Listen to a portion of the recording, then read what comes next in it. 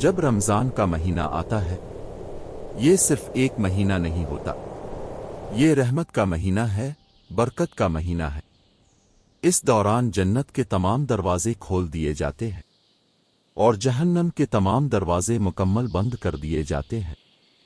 سوچیں، کیا یہ لمحہ ہمارے لیے بہترین موقع نہیں کہ ہم اللہ کے قریب جائیں؟ روزہ رکھیں، دعائیں کریں، صدقہ دیں اور اپنے دل کو صاف کریں۔ یہ مہینہ صرف بھوک اور پیاس کا نہیں، یہ صبر اور تقوی کا مہینہ ہے۔ یہ مہینہ اللہ کی قربت حاصل کرنے کا، اپنی روح کو پاک کرنے کا ہے۔ اگر ہم اس مہینے کی قدر کریں، دل سے عبادت کریں، تو یہ رمضان ہماری زندگی بدل سکتا ہے۔